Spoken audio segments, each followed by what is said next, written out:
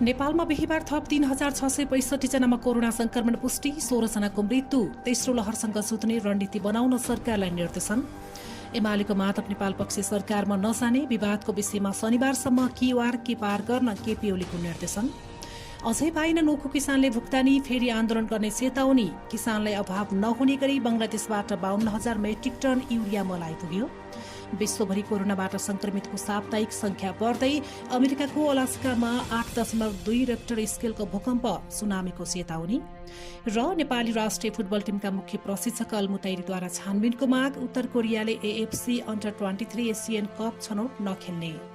नमस्कार, दाक्सो टिभीको official YouTube मार्फत प्रसारण भइरहेको दिनभरको मुख्य खबरमा स्वागत छ। म गोमा परियार। हामी हरेक दिन तपाईमाझ ताजा बुलेटिन लिएर उपस्थित भइरहेका छौं।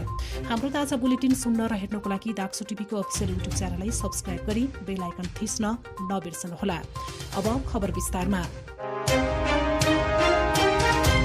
नेपालमा बिहीबार थप 3665 जनामा कोरोनाको संक्रमण पुष्टि भएको छ। स्वास्थ्य तथा जनसंख्या मन्त्रालयका अनुसार 9555 पीसीआर परीक्षण गर्दा 2335 जना र 4687 एन्टिजन परीक्षण गर्दा 1030 जनामा संक्रमण पुष्टि भएको छ। बिहीबार थप 1373 जना डिस्चार्ज भएका छन् भने 16 जना संक्रमितको मृत्यु भएको मन्त्रालयले जनाएको छ। यो सँगै नेपालमा हालसम्म संक्रमणबाट मृत्यु हुनेको कुल संख्या 9807 पुगेको छ। देशभर हालसम्म 30,390 जना सक्रिय संक्रमित रहेका छन्।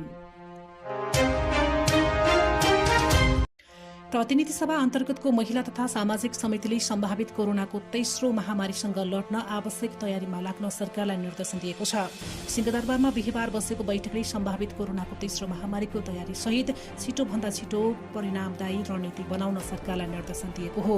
आवश्यक भौतिक संरचना र उपकरण, खोप लगाएका व्यवस्था गर्न स्वास्थ्य मन्त्रालयलाई निर्देशन दिएको समिति सभापति निरु देवीपालले जानकारी दिनुभएको छ। विभिन्न मुलुकमा बालबालिकालाई कोरोनाको खोप लगाइसकेको अवस्थामा नेपालमा पनि बालबालिकालाई प्रयोग गर्न मिल्ने खोपको व्यवस्था र स्थानीय तहमा समेत महिला तथा बालबालिका मैत्री क्वारेन्टाइनको तयारी गर्न पनि निर्देशन दिएको उहाँले बताउनु भएको छ।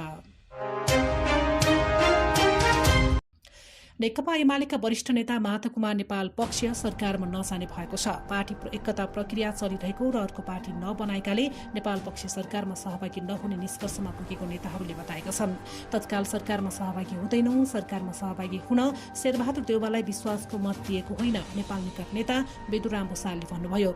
सत्तारूढ गठबन्धनले माधव नेपाल पक्षलाई सरकारमा सहभागी हुन आग्रह गर्दै आइरहेको छ। प्रधानमन्त्री देउवा र नेकपा माओवादी केन्द्रका अध्यक्ष पुष्पकमल दाहाल प्रचण्डले नेता नेपालसँग लगातार संवाद गरी सरकारमा आउन आग्रह गरिरहेका छन्। बिहीबार बिहान मात्रै प्रचण्ड माधव नेपाललाई भेट्न उहाँको निवास कोटेश्वर पुग्नु भएको थियो, तर नेता नेपालले तत्काल सरकारमा सहभागी नहुने बताउनु भएको बताइएको छ। 3 साउनमा प्रधानमन्त्री देउवालाई नेता नेपाल सहित एमालेका 22 सांसदले विश्वासको मत दिएका थिए। प्रधानमन्त्री शेरबहादुर देउवाले बाघको वासस्थान सुरक्षित राख्न विशेष ध्यान दिनुपर्नेमा जोड़ दिनुभएको छ। विश्व बाघ दिवसको अवसरमा बिहीबार ललितपुरमा आयोजित कार्यक्रमलाई सम्बोधन गर्दै उहाँले बाघको वासस्थानको सुरक्षा, चोरी निकासी, गैरकानूनी व्यापार नियन्त्रणका लागि ध्यान दिनुपर्नेमा जोड़ दिनुभएको छ। यस्तै नेकपा एमालेका वरिष्ठ नेता माधव कुमार नेपालले काबिल सहयोगी चुन्न प्रधानमन्त्री देउवालाई सुझाव दिनुभएको छ। सोही कार्यक्रममा नेपालले गौरव गर्न लायक काम गर्न काबिल टिम चाहिने पनि बताउनु भएको छ। आफू प्रधानमन्त्री रहँदा प्रतिबद्ध टिम भएकाले प्रकृति संरक्षणको क्षेत्रमा गौरव गर्न लायक काम गर्न सकेको बताउँदै उहाँले प्रधानमन्त्री देउवालाई पनि काबिल सहयोगिता चाहिएको बताउनु भएको छ। नेकपा एमालेका अध्यक्ष केपी शर्मा ओलीले एमाले विवादको विषयमा शनिबारसम्म क्यूआर के पार गर्न निर्देशन दिनुभएको छ। पार्टी कार्यालय थापाथली पुगेर निवर्तमान प्रधानमन्त्री समेत रहनुभएका ओलीले लामो समयदेखि पार्टी विवाद समाधान उन्मुख नभएको र कार्यदलले दिएको 10 बुँदे सहमति पनि काम नगरेपछि अन्यलको अवस्था हटाउन निर्देशन दिनुभएको हो। महासचिव ईश्वर पोखरेललाई उक्त निर्देशन दिएसँगै वार्तामा संलग्न संस्थापन पक्षीय नेताहरू बुधबार रातिदेखि नै सहमतिका लागि सक्रिय बनेका छन्। जनता समाजवादी पार्टी जसपाले श्रावण 16 गते शनिबार संसदीय दलको नेता छान्ने भएको छ। संसदीय दलको नेताका लागि दावेदारहरूको टुङ्गो पनि लागिसकेको छैन। बिहीबार बसेको जसपा केन्द्रीय कार्यकारिणी समितिको बैठकले शनिबार संसदीय दलको नेता छान्नका लागि चुनाव गर्ने निर्णय गरेको छ। सकेसम्म सहमतिमा नेता छान्ने, नभएमा निर्वाचनमा जाने निर्णय भएको एक नेताले बताएका छन्। 3 दिनसम्म बसेको केन्द्रीय कार्यकारिणी समितिको बैठकले केही नेताहरूको कार्य विभाजन समेत गरेको छ। जसअनुसार पार्टीभित्र परेका उजुरीहरूको छानबिन गर्ने समितिको संयोजकमा नवराज सुविधालाई राखिएको छ। त्यसैगरी अनुशासन समितिको संयोजकमा नरसिंह चौधरीलाई राखिएको छ। यसअघि अनुशासन समितिमा लक्ष्मणलाल कर्ण रहेका थिए। कर्ण महन्त ठाकुर पक्षमा लागेका छन्। प्रतिनिधि सभामा जसपाका कुल 34 सांसदमध्ये 2 जना निलम्बित छन्। बाँकी 32 मध्ये 10 जना महन्त ठाकुर पक्षमा छन्। बाँकी 22 मध्येबाट संसदीय दलको नेता चयन गर्नुपर्ने हुन्छ। यसअघि नै बैठकले संसदीय दलको विधान पारित गरिसकेको छ। स्रोतका अनुसार पार्टीका शीर्ष नेताहरू मध्येबाट संसदीय दलको नेता चयन हुने सम्भावना रहेको छ।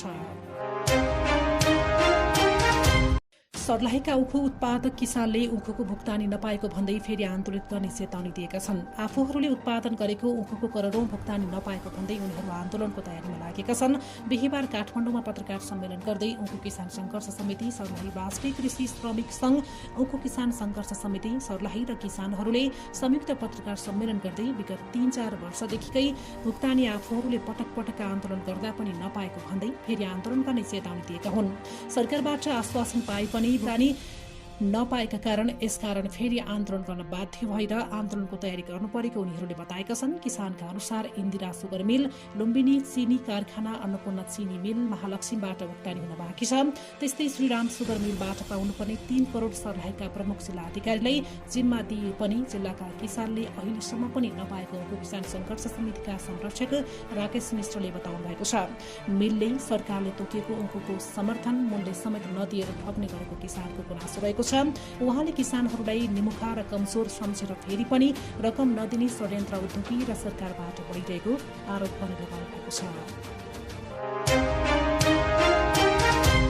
बंगलादेशबाट खरिद गरिएको 52,000 मेट्रिक टन युरिया मल नेपाल आइपुगेको छ। सरकार G2G मार्फत रासायनिक मल खरिद गरिने सम्झौता अनुसार सो परिवारको मल कृषि सामग्री कम्पनी लिमिटेड प्रादेशिक कार्यालय वीरगञ्ज, विराटनगर र भैरवामा आइपुगेको हो।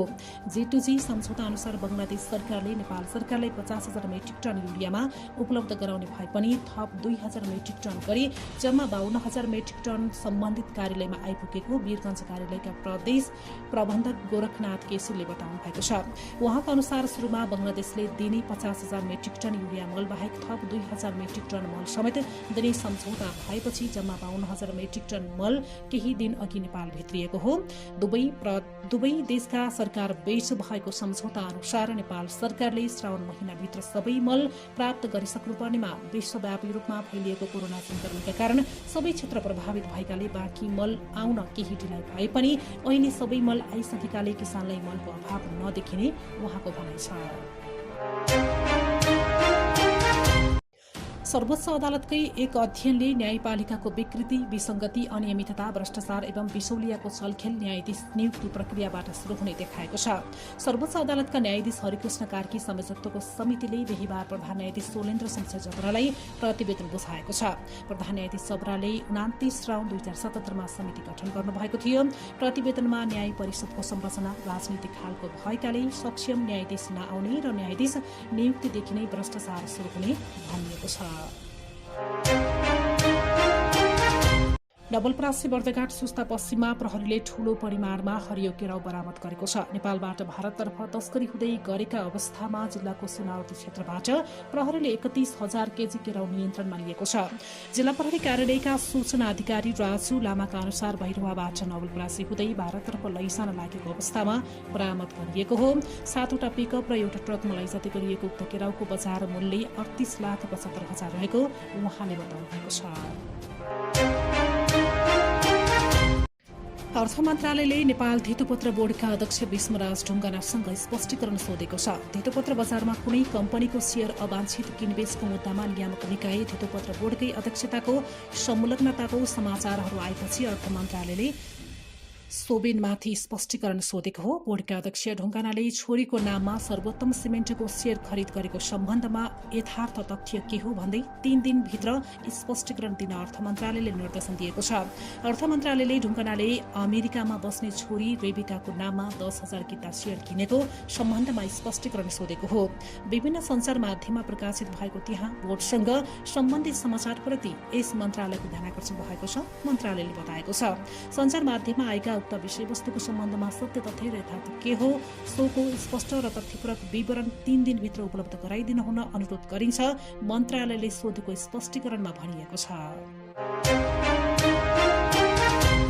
मैलिङ खोला जलविद्युत कम्पनीले बिहिबारदेखि धितोपत्रको प्रारम्भिक सार्वजनिक निष्कासन आइपिओ बिक्री खुला गरेको छ। कम्पनीले कुल 7,26,286 किता आइपिओ निष्कासन गरेको हो। कम्पनीले यसमध्ये 2% अर्थात् 14,726 किता शेयर कर्मचारी र 5%ले हुने 36,814 किता शेयर म्युचुअल फन्डलाई छुट्याएको छ। बाँकी 6,84,746 किता शेयरमा सर्वसाधारणले आवेदन दिन सक्ने भएका छन्। यसमा प्रति किता 1,000 रुपैयाँमा आवेदन दिन सकिने भएको छ। यो आइपिओमा श्रावण 18 गतेसम्म आवेदन दिन सकिने जनाइएको छ। अब विदेशका खबर। विश्वभरि कोरोनाबाट संक्रमितको साप्ताहिक संख्या बढ्दै गएको पाइएको छ। हिजोलाई 17 देखि 25 सम्मको 7 दिनमा 23 को अघिल्लो हप्ताको तुलनामा 8% वृद्धि भएको अधिकारीहरूले बताएका छन्। 23 हप्ता 38 लाख मानिस कोरोनाबाट संक्रमित भएका थिए। संयुक्त राष्ट्रसङ्घ स्वास्थ्य सम्बन्धी निकायको रूपमा रहेको विश्व स्वास्थ्य संगठनले कतिपय क्षेत्रमा 30% संक्रमितको संख्यामा वृद्धि भएको जनाएको छ। पछिल्लो हप्ता दैनिक विश्वभरि 5,40,000 संक्रमित थपिएका छन्। त्यसअघि 4,90,000 औसतमा दैनिक संक्रमित भएको डब्ल्युएचओले बताएको छ। त्यसैगरी अघिल्लो हप्ताको तुलनामा गत हप्ता मृत्यु भएकाहरूको संख्यामा पनि थोरै वृद्धि भएको डब्ल्युएचओले बताएको छ। डब्ल्युएचओले विश्वका 132 देशमा कोरोना भाइरसको डेल्टा भेरिएन्ट फैलिएको पनि जानकारी गराएको छ। त्यसैगरी अल्फा भेरिएन्ट 182 देशमा, बेटा भेरिएन्ट 131 देशमा र गाम्मा भेरिएन्ट 81 देशमा पुगेको पनि डब्ल्युएचओले बताएको छ। यस्तै अमेरिकाको अलास्कामा 8.2 रेक्टर स्केलको भूकम्प गएको छ। अलास्काको पेरी भेली क्षेत्रबाट 91 किलोमिटर दक्षिण पूर्वको समुद्री क्षेत्रमा भूकम्प गएको सीएनएनले जनाएको छ। जमिनको सतहदेखि 46 किलोमिटर गहिराईमा भूकम्प गएको खबरमा उल्लेख छ।